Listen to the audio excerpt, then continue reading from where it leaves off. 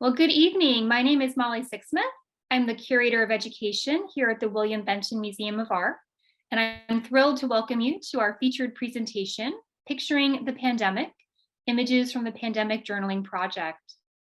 Before we begin, I want to remind you that we are using a webinar format this evening, so you are muted during the presentation and your camera will not be active.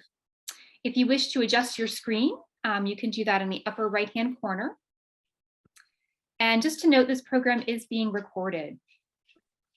At the end of the program, we'll save time for question and answer, and you want to make sure you're adding that in the question answer function as opposed to our chat feature. And now it's my great pleasure to introduce our featured speakers this evening. Sarah Willen is Associate Professor of Anthropology at the University of Connecticut, where she also directs the research program on Global Health and Human Rights Institute. A medical and sociocultural anthropologist, she is the author or editor of 4 books, 6 special issues, and several dozen articles and book chapters on issues of irregular migration, migration and health, health equity, health and human rights, and medical education. She is principal investigator of the RWJF-funded Arches American Conceptions of Health Equity Study, the co-principal investigator of an NSF-funded study on how COVID-19 is affecting first-generation college students and their families. And she's also the co-founder of the Pandemic Journaling Project, which we are very excited to learn more about this evening. And Alexis Boylan is Director of Academic Affairs at the University of Connecticut Humanities Institute and a professor with joint appointments in the Art and Art History Department and the Africana Studies Institute. She is the author and editor of 5 books and is published in American Art, Archives of American Art Journal, Boston Review, Journal of Curatorial Studies, and Public Books. Her next book focuses on art created for the American Museum of Natural History in New York City and how art and science antagonize and inspire cultural dialogues about truth and knowledge. And a little sneak peek, she will be curating an exciting exhibition at the Benton starting on January 17th. So do look for that, and she might give us a few remarks about that as well this evening. So thank you both so much for joining us, and I will turn the program over to both of you. Thank you. Thanks so much, Molly. It's really an honor to be here, and we're so appreciative of the Benton for inviting us to talk about our project and a little bit of just about sort of both of our projects and then how we came together for the Picturing the Pandemic exhibition. Before we kicked in, I did want to acknowledge and honor the traditional stewards of the land on which we are gathered in the world and the internet that connects us all, to which we gather and recognize the continuing connection to the land, waters, and cultures. We pay our respects to their elders, past, present, and emerging. Again, it's a real honor to be able to talk with you about this project that for me has just been like a total journey and joy. Is very different from what I typically do. And actually, I think it's really different from what Sarah typically does. It was very, I became an anthropologist, and I think Sarah had to become an art historian, and then we met somewhere in the middle for that. It's really, I just, before we get rolling, I just really want to echo Alexis's thanks and say this is really a treat for us to be able to share with all of you a little bit about our experience, really reaching outside of our comfort zones and crossing boundaries and creating the exhibition that we're going to talk about tonight. Yeah. So Sarah, do we want to kick it off with, we have a slide reel, and we're basically, just so you know the format, Sarah and I are just going to tag team and go back and forth sort of talking about our sort of individual projects and then how we came together and how we decided to sort of formulate this exhibition that's currently at the Hartford Public Library, and we'll be moving to the Providence Public Library and Brown University, and then on to Heidelberg and the Mark Twain Institute for Transnational Studies, and several other locations in Germany. So it's sort of the beginning. This is the beginning stop of the sort of great adventure of picturing the pandemic. Yes. Yeah. Mexico City. Oh yeah. In Mexico City, right? Yeah, absolutely. That's a recent addition that we're very excited about as well. So, yeah. So, Sarah, did you want to kick us off? Sure, I'll go ahead and get started. And, I think we'll have the benefit of the Benton staff dropping some links in the chat as we speak, in case you want to go deeper, check out the website for the exhibition itself, learn about each of our projects, and get a fuller sense of what it is that's brought us together to have this conversation today. So, I think it's helpful to sort of start with a moment of recollection of what the pandemic has been like for so many of us. We've had such profoundly different experiences, and yet there are some sort of points of universality. And I think this quotation from someone who participated in the Pandemic Journaling Project, which I'll say more about in a moment, kind of hits at the heart of what it is we want to do in this exhibition. This is a woman from the US Midwest in her 60s who wrote in December of 2020 that the pandemic has attacked us right where we are most human. It's tried to rob us of our connectedness. And in the exhibition that we're going to be talking about tonight, we've really tried to think about how, despite the ways in which our connectedness was interrupted, disrupted, taken away, sometimes in temporary ways, and for some of us in permanent ways because we've lost someone we loved, that by thinking with images, by using images to figure out what's been true about our own experiences, by sharing those images, by having conversations about images, we can begin to reconnect ourselves in meaningful ways with our humanity, and also with projects, quite frankly, of social justice, and really articulating some of the things we learned about what's wrong in our society and societies around the world, with the goal of finding strategies that we can take forward toward trying to create a more just and equitable community for all of us to live in. So just to give you a quick overview of the Pandemic Journaling Project, it's two things. It's an online journaling platform and a research archive that was created by a wonderful team. I'll give you a quick overview of some of the academic experts and the students, and I want to give a particular shout out to Dr. Catherine Mason, whom you see on the bottom right, who's the co-founder of the Pandemic Journaling Project together with me, and also to Dr. Heather Wirtz, whom you see here as part of our core team. We've worked with faculty colleagues at UConn, at Brown University and beyond, and with an amazing team of students to create this platform, which really has one clear motto. We felt that, at the beginning of the pandemic in late spring of 2020, that there were going to be a lot of histories written about what was happening. We could see the world shaking and things that we had taken for granted as true kind of collapsing around us.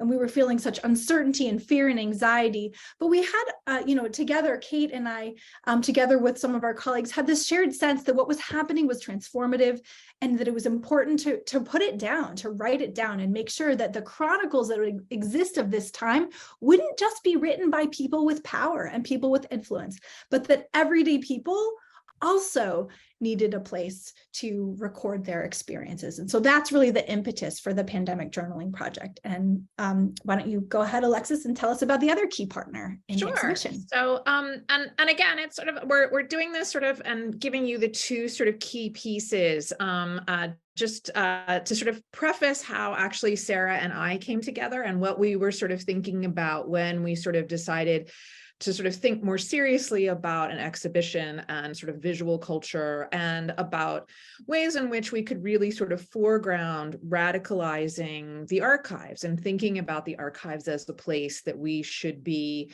that people should think about as a space where they have agency.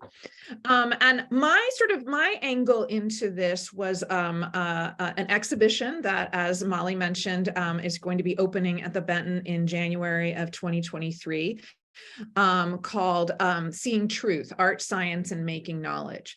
And this came out of a project that I worked on, that I am working on at the American Natural History Museum and their archives, which is a very sort of interesting space and a space of some really sort of interesting tension, because the archives, of course, are about sort of keeping a historical record of the museum and the work that's happened there. But so often that work is work that, because science continues to move forward, because knowledge building is not a static exercise, a lot of it becomes sort of outdated or is seemingly not interesting or important anymore. And so I became very sort of interested in this idea of how museums construct knowledge, how they use art as an authority to communicate ideas about science and about sort of the authorities of what a museum should be doing. And this all actually came out of a larger project called The Future of Truth, which is a larger project that came out of the Humanities Institute, which is really looking to sort of suggest what is the future of truth. We live in a very interesting historical moment where there is a lot of questioning about who has the authority to say what truth is. I mean, usually we sort of think about questions of what is the nature of truth as being sort of esoteric or something that you would deal with in like a philosophy class, but then when you graduated college or were out of that philosophy class, you'd just be like, well, yeah, that's what they talk about, but that's not important to me. But I think that in the past decade, sort of this idea, and certainly because of the internet, because of our political system, because of shifts in democracy, that the sort of the question of what is truth and how do we assess a truth and what might be personal truths and what should be political and social truths has really sort of come to the fore. So this exhibition was looking to sort of take a new direction and a new perspective on the way in which those conflicts and ideas have been worked out in museum spaces. Next slide, Sarah. I can't remember. Yeah, so essentially sort of thinking about the truth has always been a slippery idea, but it seems like truth is harder than ever to grasp. How can we find our truth? Where should we go to find the truth? And whose truth should we believe? And again, my hope is that the exhibition will also then serve as less a sort of definitive statement. I will not be defining truth. I will not be telling you where to get your knowledge, but really a sort of way of experimenting with museum spaces to ask these questions. Museums have historically been locations that have been sort of telling you the truth or trying to direct you towards some kind of solid imagination of knowledge. So I wanted to sort of see if we could play around and have an exhibition that maybe questioned the nature of truth, and then questioned also the role that museums have had in creating ideas about whose knowledge matter and whose knowledge has disappeared. So yeah, so I guess, Sarah, it makes sense to sort of talk about, I mean, a lot of you might be like, and what do these things have to do with one another? But and I think on the surface, they don't necessarily connect.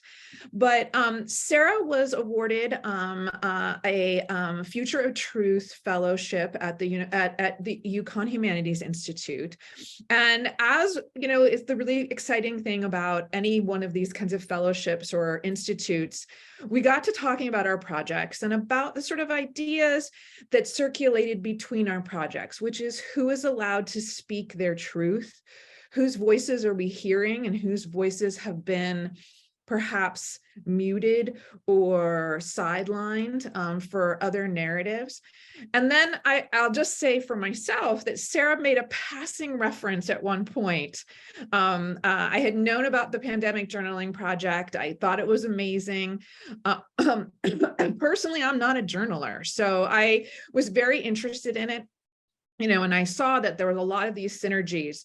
But then at one point, Sarah was like, there's also about 2,000 images. And I was like, what now, Sarah? Like immediately, I was like, wait, what do you mean there are 2,000 images? And then Sarah was like, oh, would you be interested in seeing them? And I was like, why, yes, I would be interested in seeing them.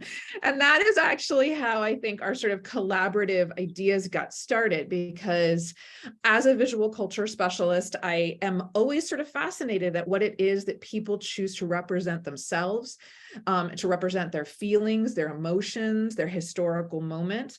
And so I became very interested to work with Sarah to think about what kinds of images did people want to put in a journal, and what and this is sort of a side interest of mine. A lot of the 2,000 images are images that were taken on people's cell phones. So, we all have one. We're all, ours, it's always right at your hand or right near it.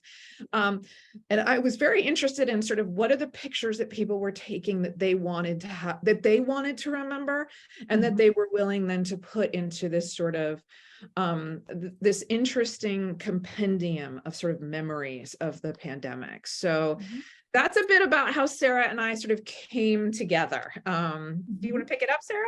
Sure. And I would just add that, Kate and Heather and I had been thinking about an exhibition, and it was clear, and it's, eventually became more than 2,500 images, probably closer to 3,000. But I don't have the experience. None of us on our team had the experience thinking with images or displaying images or trying to put images in front of people with the goal of getting people to ask particular questions or think in particular ways. We had a little bit more experience doing different kinds of community engaged scholarship. So as you'll hear, as we present this evening, what we've really done is find a way to work with the images, select a small number that we thought would really generate reflection on the experiences of the pandemic, questions of truth, knowledge, archiving, authority, change making, right, on a set of themes that we see as mutually interesting and significant, and then taking those images and the exhibition that we've created and really using it as an opportunity to spark conversation within community settings, sometimes in classroom settings, sometimes in public libraries. So our first and second installations of the exhibition, in fact, are in public libraries. And I think I can say for us both, we're really, really proud of that. I think this is really a beautiful marriage of what universities and public libraries can do together in terms of taking the kinds of knowledge we generate and putting them into public spaces. So that's really a joy and a joyful part of this work. So what we thought we'd do is just, go ahead, sorry. I didn't mean to interrupt you, Sarah. I just wanted to also sort of add that like public libraries themselves have been so transformed by the pandemic. But even really before that, in my community, they are very much sort of the social networking location in terms of social services, in terms of financial services, in terms of childcare, health. There really is, if you need to know anything or need any kind of assistance, the library is really the first place to go. And so I think that we were also very interested in sort of showing these images in locations wherein like they maybe weren't necessarily like meant to be exhibition spaces. They maybe weren't meant to be places that are only, where you go and you quietly contemplate, the meaning of life and look at a piece of art and that sort of thing. And in fact, sort of ideas about art became a real sort of interesting source of tension between Sarah and I, and our very sort of different ideas about what it means to sort of hang a piece and what that piece transforms into it when you hang it or isolate it in some sort of way. But I just wanted to sort of note that like this idea of sort of working in different kinds of spaces was also for me, and I think also for Sarah, really important in terms of sort of branching out where we can have these conversations. Absolutely. And this is a great time really to give a shout out to our partners at the Hartford Public Library and the Hartford History Center, and looking forward also at the Providence Public Library in Providence, Rhode Island.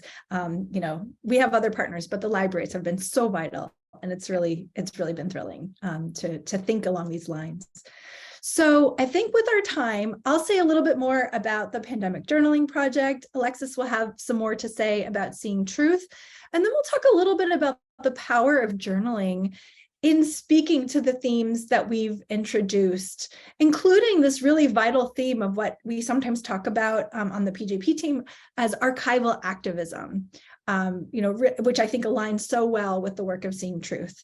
So we'll talk a little bit about that, and then we'll move into more of a bit of a discussion of what it's been like to work together as collaborators between people who have very different skill sets, but have very joyfully come together to create something that we think is pretty cool. And you hopefully will have a link in the chat to the exhibition itself. If you're in the Hartford area, we would love for you to come by. It will be up on display through December 15th. So you might be wondering, okay, why create this online journaling platform? It seems, sort of like maybe an unusual thing to do when you're just trying to figure out whether your mail is safe to touch, and whether it's okay to breathe the air in the elevator, right? So we really did develop PJP at the time when those were the kinds of questions on our minds. And I want to say just a quick word about what we aimed to offer people and what we aim to achieve in creating this journaling platform. First, we certainly thought that it would be valuable for some people to have a space to reflect and cope, and also to learn about others' experiences. And I'll talk a little bit about how we created a journaling platform that also had something of a public face. So reflection and coping, first core objective. We also looked into and were well aware of the fact that there's good evidence that journaling and reflective writing, expressive writing can have therapeutic benefit for some people. It's not a promise we could make, but it's a truth that we could support with some evidence. And that seemed like another good reason to think about creating this platform. And then finally, again, we had a real commitment to do what we've described as pre-designing an archive of first-person accounts, particularly from people, and I apologize, I'm not seeing the full, there we go, I've got to move you around on my screen, especially from people who might otherwise be left out of historical records. So really to purposefully reach out to people whose stories need to be told and archived and preserved. So that's sort of the why. As for the how, the way we created the platform, when people join, we ask a pretty robust series of questions in a baseline survey because we wanted it to be anonymous. So that participation is fully anonymous. All we ask for is one point of contact, so a phone number or an email, so we can reach out and connect and invite people to participate. So we wanted it to be anonymous, but we also wanted to know something about the people who are journaling. And that's why we have a baseline survey where we ask questions about a variety of different things to get a sense of whose voices are on the record. And then each time we reach out, there are 2 opportunities to create journal entries. In the first round of weekly journaling, which lasted from May 2020 till May 2022, the first question was always the same, how's the pandemic affecting your life? And then for the second opportunity, we would ask different questions about, usually trying to have one focus more on the external world. Is there a business near you that's really been affected by the pandemic? Or is there a government policy that's affecting you? Or, how are your neighbors doing? Something sort of looking outward, and then something looking more inward. Who's someone you're worried about right now? Or what's something that's brought you joy in the past week? So trying to tap into both what's happening in the outside world and also what's happening with people more internally. And here's the piece that created an opportunity for us to be in conversation. We thought journaling doesn't have to just be writing, right? So the way we set up the platform, you could do the whole thing on your smartphone. You don't need a computer. We set the whole thing up to be bilingual in English and Spanish, but people can create their entries in whatever language they wish.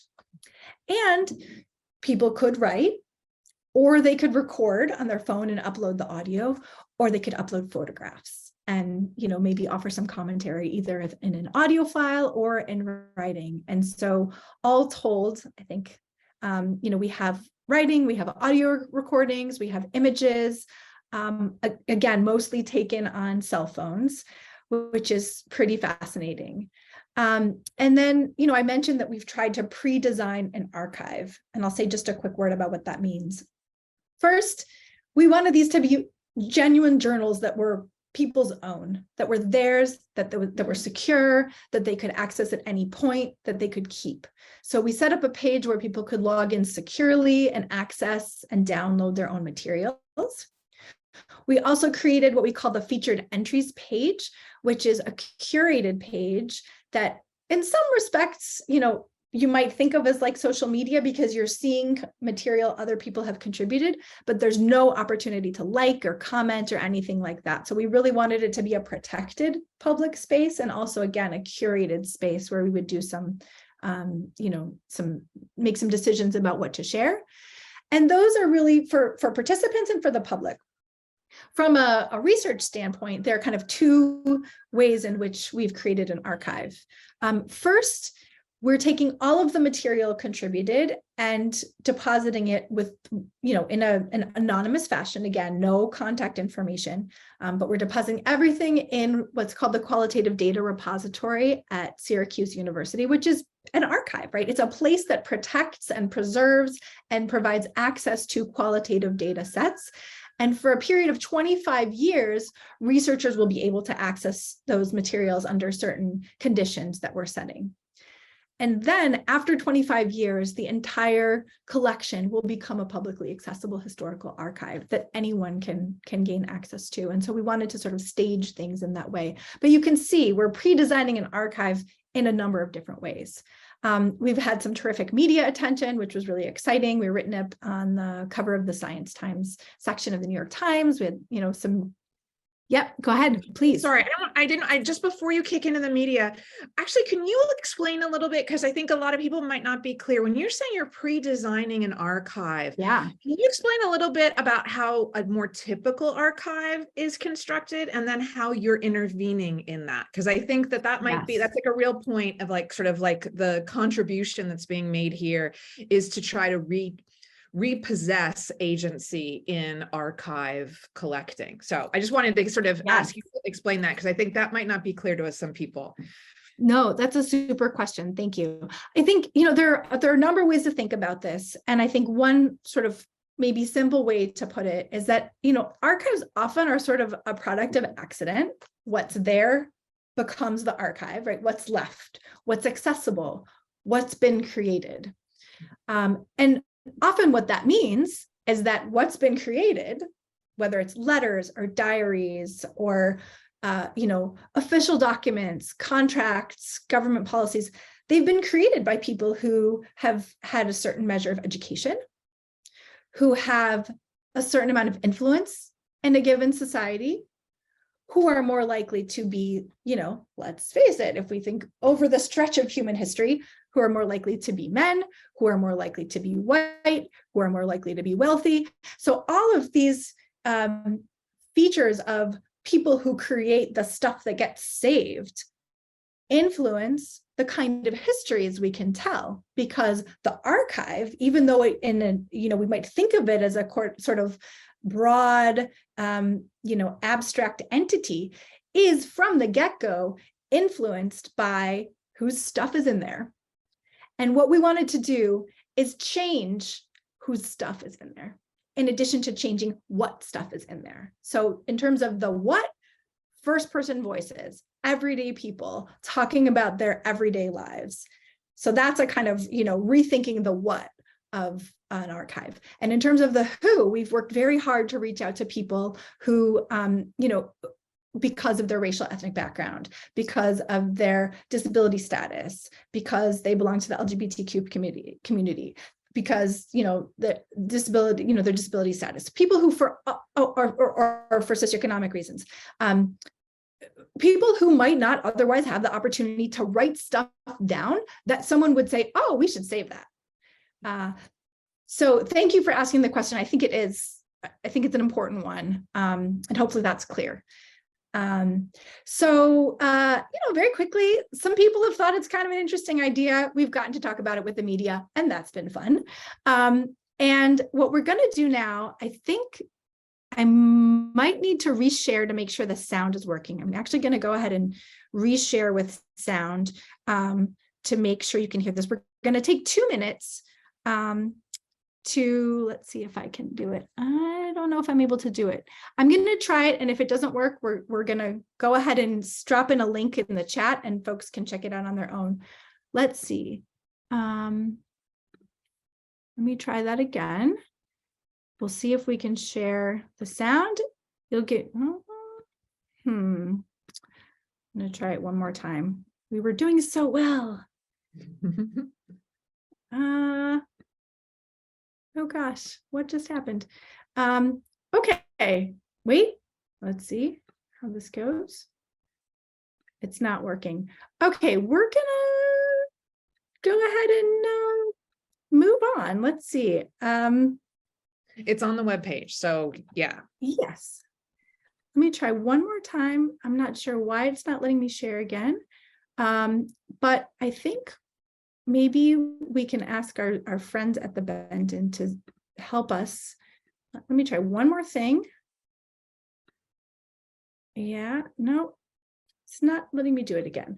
So why don't we go ahead and maybe Alexis, you can talk to us a little bit about seeing truth. Sure. And I will work on getting your images up so we can take a look and see what it is you're inviting us to think. Absolutely. So, I mean, again, just to sort of backtrack a little bit about sort of some of the, I mean, what was really exciting to me, again, as a visual culture specialist, so often the images that I am left with from various historical moments are ones that are, that people thought to save, or that aren't the ones that necessarily I might want to see, or that are not representative of a broad community. And so in sort of hearing Sarah talk about the journaling project, I think one of the things that was really exciting about it was this idea of sort of being able to hear different voices. But I also was really intrigued at this idea of sort of thinking about creativity. One of the things that is actually sort of the sort of kernel of the idea that I kept working around when I was doing research at the American Natural History Museum was how often they objected to objects made and then called art. So if they had sort of a diorama made, they were very sort of clear that they didn't want that called art. And that the process that then happens over the 20th century of hiring people who professionally would have understood themselves and were trained as artists, and the way in which their job titles got moved to be more about sort of research associate or scientific, illustrator, or sort of these terms that sort of look to deteriorate a little bit the creativity and instead sort of highlight a sort of what was deemed sort of a more authoritative science voice. Are we back on?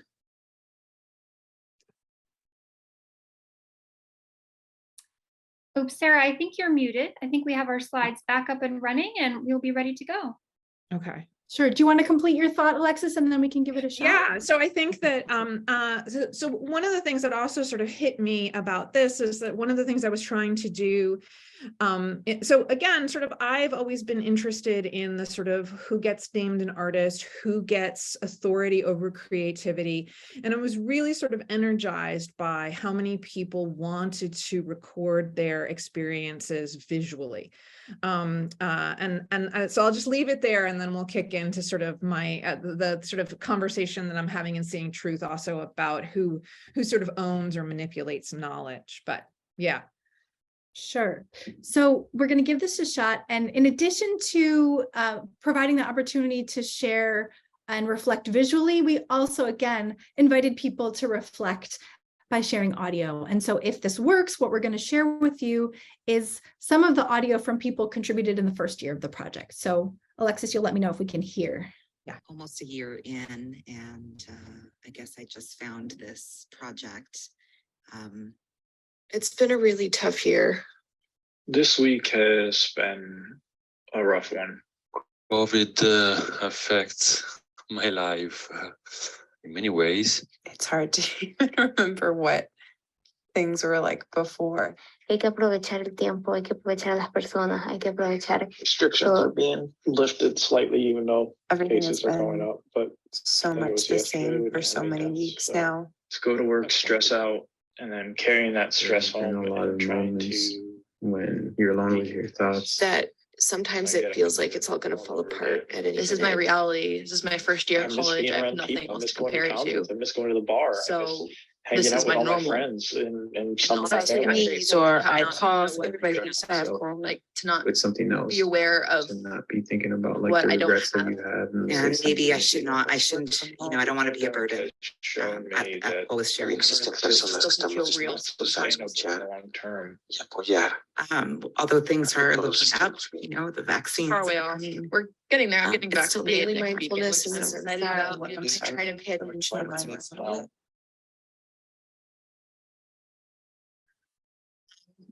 Just share that for now, and thanks for doing this project.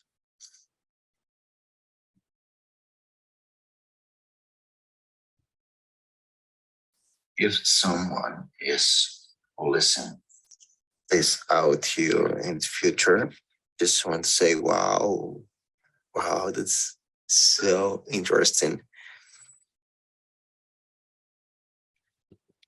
Okay, it worked. So here you get a sense of one way in which we've really tried to crack open the idea of journaling by making it possible to journal with audio and with images.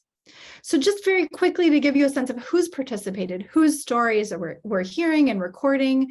I mentioned in the first phase, we had a pretty wide number of people. We've had more than 1,800 people from 55 countries contributing more than 26,000 individual journal entries. Again, mostly in writing, but also a fair number of audio and over 2,500 images. From all over the United States and from all over the world. And the largest number from the United States. We also have pretty significant numbers from Mexico, other parts of Latin America and South America, and then smaller numbers from other parts of the world. We're really proud, I won't go into all the demographics, but we're really proud that we have people of all ages participating, from their teens to our oldest journalers in their 90s. So we think that's pretty amazing. And then, Alexis, back to you to. Oh yeah, so we can actually just move through this pretty quickly. Actually, we can go to the next slide. And actually we can go to the next slide even after this. So I think one of the things that I was sort of coming to Sarah and coming to this project with is a desire to sort of also destabilize in an exhibition who had power and who had authority. And so one of the ways we're doing that in Seeing Truth is to have what we're calling instigator items. So items that we're borrowing from the American Natural History Museum, but that we are borrowing, and if we could have the next slide. Oh, well, yeah, I'll just show you. So this is a polar bear, a little mini polar bear diorama. This is an example of one of the pieces that will be in the exhibition. Sarah, can I have the next slide? So what you can see here is this was a little small diorama that was carried around to schools throughout New York State. And that was the, this is a picture from 1908 of the specially made vehicle to carry around these little dioramas. But what I was particularly interested in, and what is sort of the instigator aspect of this, is sort of how the Natural History Museum is framing not only sort of information about polar bears and attempting to get children to be interested in natural science, but also visually preparing people for the experience of going to a museum. So basically training children to see things like a little baby diorama, so that when they go to the Natural History Museum and they see the big dioramas, they're already ready for these sort of authority and the teaching and the knowledge making that these little creations have. But of course, dioramas are entirely creative phenomenon. They are made by artists. Taxidermy and the ways in which sort of environments are created was done certainly with an eye towards data and scientific information, but was equally balanced balanced with a desire to create visually pleasing, visually animated, visually manipulative images. And so one of the things, if we can get the next slide, that we wanted to do is to also allow people to sort of pick their knowledge a little bit. So when you go to the exhibition, which will have an online component, you can basically, we sort of decided to have an exhibition as a choose your own adventure. And this was an idea that we had come to before, but I think this sort of really does match with then sort of what we decided to go to with the Picturing Pandemic project, which is as much about showing the images that people made during the pandemic as it is about encouraging people to think about their creative voices and their power of sort of contributing images. So again, what I sort of took from Seeing Truth, or what I had hoped to sort of, when Sarah and I came together to think about this, was my desire to sort of destabilize the authorities of exhibitions and curators. So to sort of make it so that Sarah and I would put together an exhibition that actually we wouldn't necessarily own, that wouldn't really be only our choices, that would be a place where people could actually really actively question our choices, question the way that other people see things, that we would allow more agency into the entire process of looking and history making. So I think I think we can get to the, and this is just sort of, again, on the webpage, what we decided to do, and we very much then took this idea and moved it into Picturing the Pandemic, was to sort of have images and then ask people really sort of broad and to ask them questions about sort of why they chose that object, or what appealed to them, or what ideas they might have had about what they were seeing. And again, to try to provoke people to think critically and in complicated ways about the information that is often forced onto us, and then the information that we then we would prefer people to see. So, yeah. Terrific.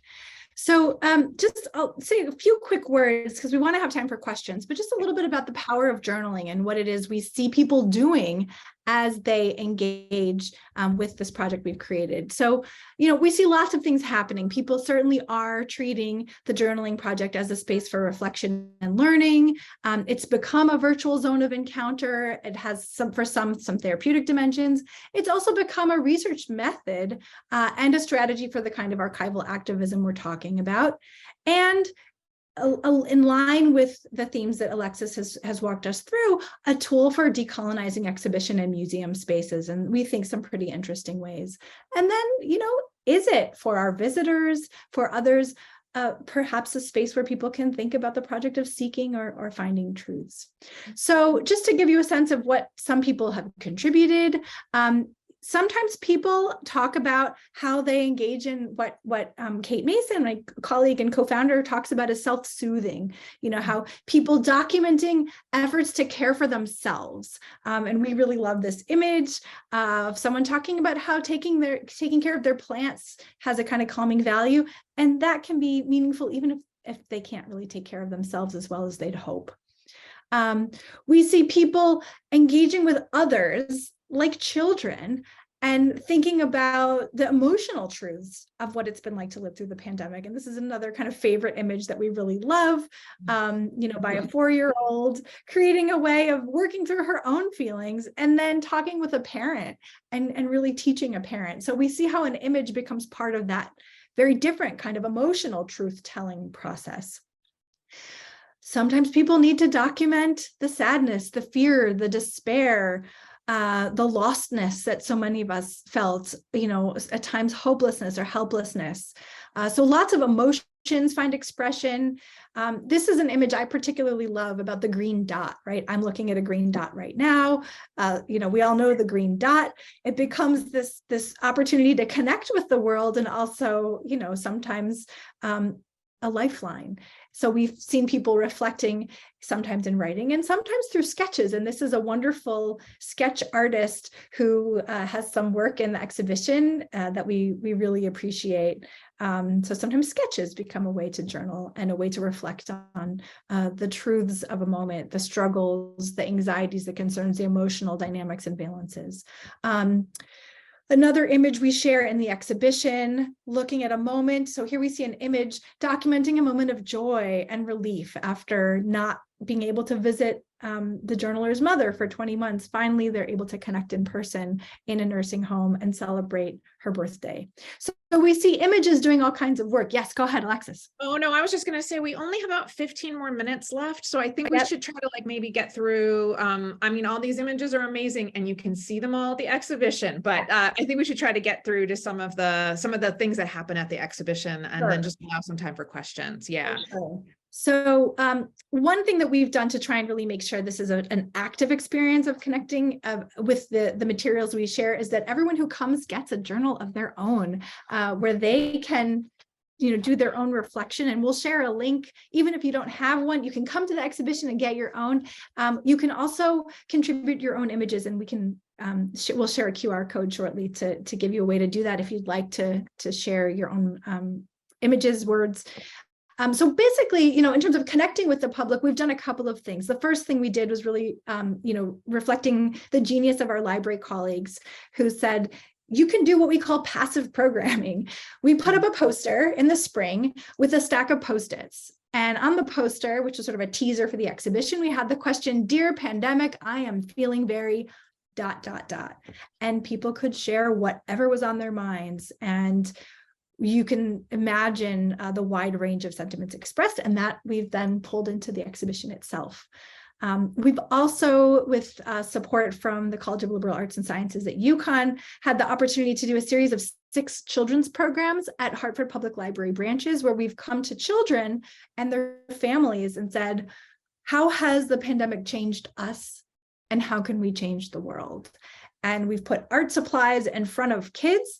We've got some inspiration from Molly, who introduced our program this evening as well, and invited kids to reflect. And then some of the materials that they've contributed have become part of the exhibition itself. And here you're seeing a wonderful 10th grader at a Hartford area high school who created a piece of art at one of our programs. And then she came and spoke at the launch of the exhibition about what it was like for her to create an image as a way of sharing her own experiences and documenting the impact of the pandemic on her. Here's some of the wonderful art created by kids who came to our programs.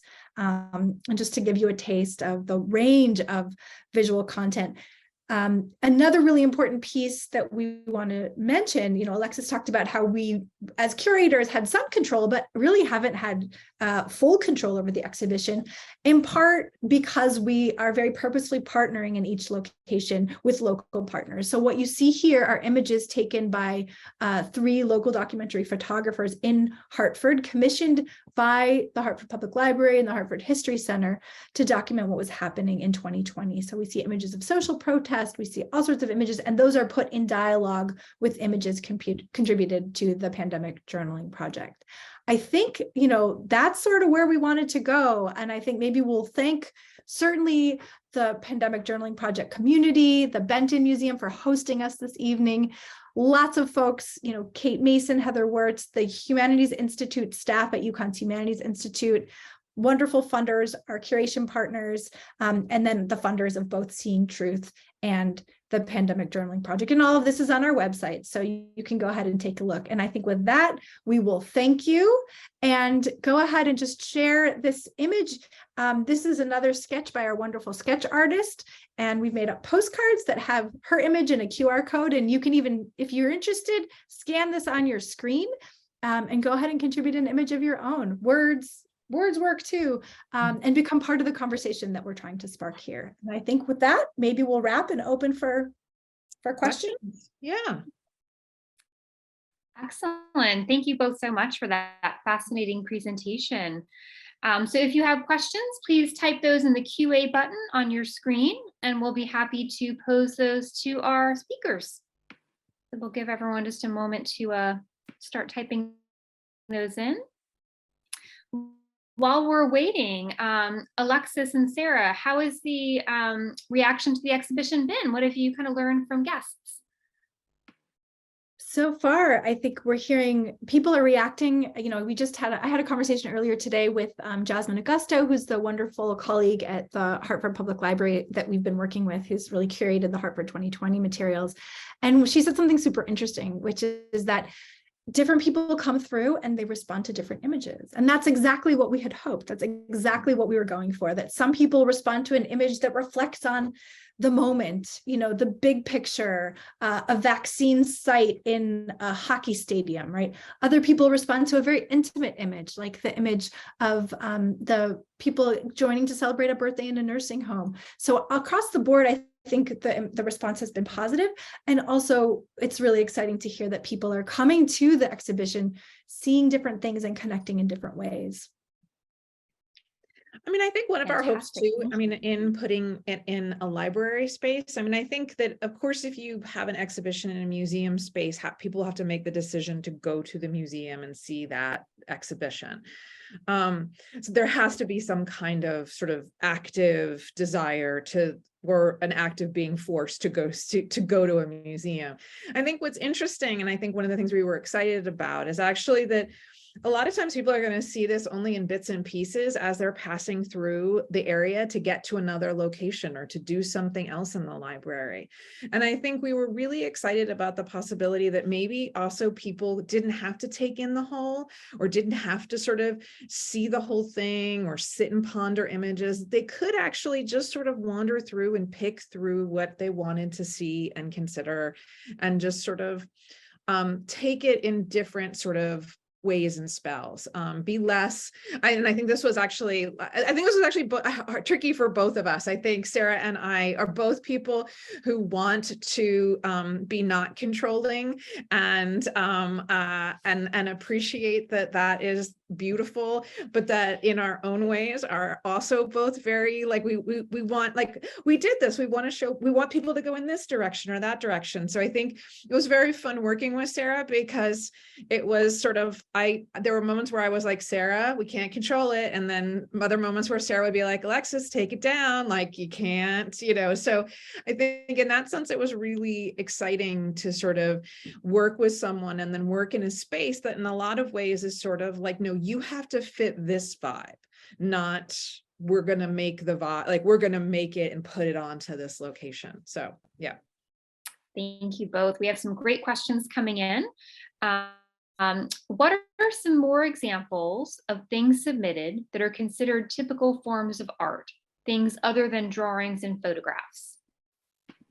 Yeah, I mean, I think that there were some collage pieces. Some people did some, as I said, really sort of nice, sort of more computer illustrated sort of works. I think that there are a couple like sculptural pieces, I would almost say that, but of course, I mean, you know, I think one of the things that was really, and this could just be my sort of response as a visual culture person, is of course, everything had to be turned into pixels, because that's the nature of this project. So in a way, everything is a digital image, period, whether it was created as a digital image or whether it was created using all kinds of different materials. Ultimately, this journaling project forces, to a certain extent, you know, all of the audio is also digital, all of the writing is digital. So again, I think from it actually makes an interesting question about the nature of materiality going forward, and how we're going to be able to remember things when, in fact, I mean, this is always a problem, right? Materials all deteriorate or manipulate or are restricted in their own way. So I think that became, Sarah and I tried to sort of give a lot of examples of the different kinds of ways that people visually came to the story. But ultimately, I think it was interesting because everybody had to confine themselves, you know, to a certain medium, which was a digital one. Yeah. Great, thank you. And these next two questions are kind of interrelated, so I'll read them both to you. What do you hope people gain from going to see the exhibition? And what impact do you think this project will have on people in the future? Yeah. Well, I think I've spoken a little bit to the first one. Alexis may have more to say, but I think I'll go ahead and jump to the second one. It's the second question about the impact this project might have on people in the future. And I would say, we haven't talked this evening about the research side of this project. And I don't want to talk about it too much, except to say that we're learning a lot. We really are learning a lot about what it's been like to live through this time. And that's now. So, for instance, we just released a special issue of a journal called Social Science and Medicine and Mental Health, where we look in 7 papers at the impact of the pandemic on mental health. Different groups of people, different themes, different topics. So we probably all have been thinking about the mental health impact of the pandemic. We can learn about it and ask some new questions and gain some powerful insights through the project we're doing. And the PJP team has had the opportunity to be in conversation with different groups of clinicians and mental health professionals to try and think about how to take those lessons and make them useful. So I would, say that there are things we're learning from a research standpoint.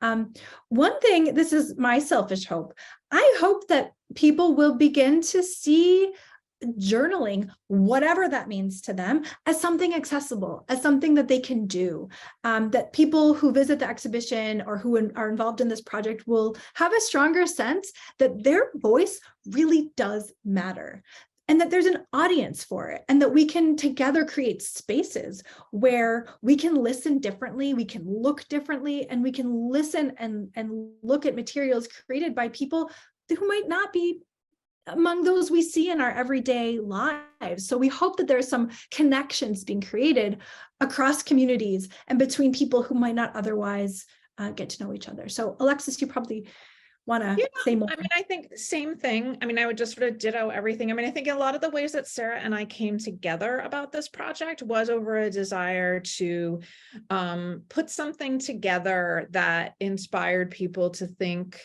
more capaciously about their own creativity, about their own voices, to feel more empowered. I think that one of the things that I study is often how manipulative visual imagery is, how manipulated we are as a culture by the images that are produced, oftentimes by far more powerful entities. So I personally was really drawn to the idea of somehow creating a space where people could be like, you know what, I totally do have this weapon that I can use to make sure that my vision of how I want things to be, or how things aren't, or who I want to see, or who I want to see less of, matters. And so, I think, and this is a little bit what I was mentioning about the sort of warring, like, I want people to go to the exhibit and have whatever experience they want to have. But I think that if we're being perfectly clear, but if the question is, what do I want people to do? I want people to get what they want out of it, but I want people also to realize their own power to make a better world, and to also find some freedom in their own creative powers. I think that the first question, I saw that the little answer sort of wrapped around to like what wasn't sort of traditionally art. And this was a question that went back and forth between Sarah and I, which is sort of, I think of art as something that we should open up, that we should dissolve the sort of boundaries of what, like, I think everything that somebody produces is art. I'm not really interested in making it a really narrow definition, but Sarah came at it being like, I hate the idea. I don't want to speak for you, Sarah, but what I pulled from it was this idea that like art's so limiting, and that people feel a pressure to sort of create art. And what if they could do something else? So I think our internal conversations and debates about even that word and that word's potential for being either liberating or restrictive of creativity was also, I think, something that was really generative between us, and something we hope kind of comes out in the questions that we ask and the images that we chose. Yeah, I think our hope is that we're cracking open the idea of both art and journaling to really lift up creativity itself. Mm-hmm. And lift up the power of the voice, the power of each of us to find our voice and use our voice. I think that's what we really care about, that people will see, they'll react, they'll respond, they might have, different experiences, but that if they take one thing away, it's a sense that each of us has a voice, and we have tools, whether it's this kind of tool or this kind of tool, that we have tools we can use to bring our voice into the world in ways that can affect change. Yeah. Well, thank you so much. I think we're just about at time. That seems like a nice kind of natural conclusionary point there. So thank you both so much for taking us on this fascinating journey tonight. To our audience, thanks again for joining us. I hope you get a chance to visit the Hartford Public Library and check out this dynamic exhibition in person. Also mark your calendars for Seeing Truth. That will be opening at the Benton Museum on January 17th, and we'll have a robust array of programming to coincide with that. So do check out our website later this year and mark your calendar for some of those programs. And Sarah, did you have one thing to add? If I may go ahead and sneak in one shameless plug, if you haven't had enough and would like to learn more about the exhibition, in fact, tomorrow, if you're in the Hartford area, we will be having an event tomorrow at the Hartford Public Library in the Encounters Dialogue series, where we'll bring people together to actually visit the exhibition and then engage in community dialogue about what it is we see and what our experience of the pandemic has been. And so I dropped a link in the chat. I don't know if everyone can see it. Maybe it can be reboosted if it's not visible to all. But if you're able to come tomorrow at 5 p.m. at the downtown Hartford Public Library, we would love to see you there and talk more about these themes and issues. So thank you so much. Terrific. Thanks for bringing that to our attention, Sarah. And thanks again for a wonderful evening. Enjoy the rest of your night. Thank you, Benton. Thank you. Thanks, everybody. Thanks for coming. Care.